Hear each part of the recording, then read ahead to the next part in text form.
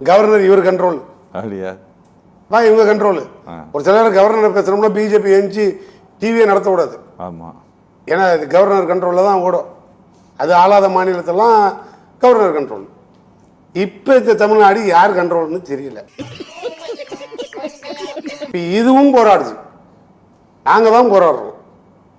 இந்த கம்பெனியும் சேர்ந்து போராடுது. இப்போ எனக்கு என்ன வருத்தம்னா, கவர்னர் ஏதோ பேசினார், பெரிய புரட்சி பண்ணிட்டாரு, இங்கே ஏதோ பெரிய விசில் புரட்சி நடந்துருச்சுன்னு சொன்னார். ஏதோ விசிலை ஊதுறேன்னாரு.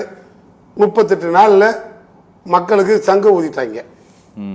நாங்கள் கூட எதிர்பார்த்தோம் பெரிய லெவலில் அவர் கொடுத்ததெல்லாம் அப்படியே கரெக்டாக படிச்சுட்டே வந்தார்.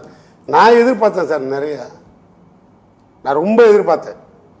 நாங்கள் கேட்டது நீங்கள் கொடுக்குறேன்னு சொன்ன எதையும் தான் கொடுக்கல. ஆனால் நீங்கள் வாங்கினதையாவது சொல்லணுமா இல்லையா? அதில் அது எவ்வளோ பெரிய புரட்சி, அதையே சொல்ல மறந்துட்டீங்க. என்ன வாங்கினது? என்ன சார், இவர்கிட்ட சொல்லி தான் கவர்னர்கிட்ட லெட்டராக கொடுத்துருப்பாரு. என்ன சார் அவங்க பண்ணல? அவங்க புரட்சியில் மெயின் புரட்சி, இத்தனை எம்எல்ஏக்களை வாங்கிட்டு வந்திருக்கேன்.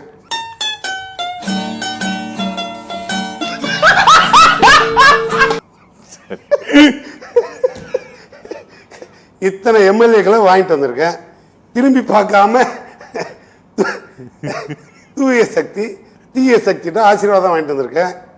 பத்தாவதுக்கு மக்கள் புரட்சி மாதிரி துரோக புரட்சிக்கு துணை போனேன். 5 எம்எல்ஏவை ராஜினாமா பண்ண வச்சு ஆளுங்களையும் ஓட்டிட்டு வந்துட்டேன். அப்போ இதெல்லாம் எவ்வளோ பெரிய சாதனை. இந்த சாதனையெல்லாம் அதில் எழுதியிருந்தீங்கன்னு வச்சுக்கோங்க, இந்த கவர்னர் அதையும் ஸ்பீடாக படிச்சுட்டு அவர் போயிருப்பார்.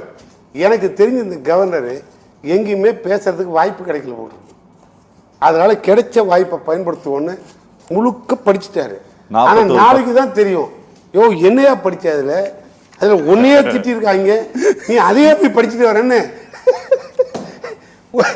எனக்கு ஒரு வேளை இது டெம்பரவரி கவர்னர், அதனால நமக்கு ஏண்டா வம்பு, நம்மளே டெம்பரவரி தான், கவர்மெண்ட்டும் டெம்பரவரி தான்.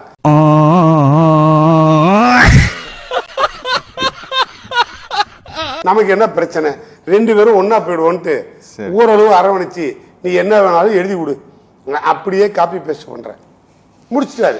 எங்க எதிர்கட்சி தலைவர் சொன்னார், மாற்றம் வரும் மாற்றம் வரும் மாற்றம் வரும் அப்படின்னு எதிர்பார்த்த மக்கள்கிட்ட மாட்டிக்கிட்டோம்னு தவிக்கிற மாதிரி இது அவர் பாணியில நிதர்சனமா தாத்தா பாணியில பேசிட்டு போயிட்டாரு.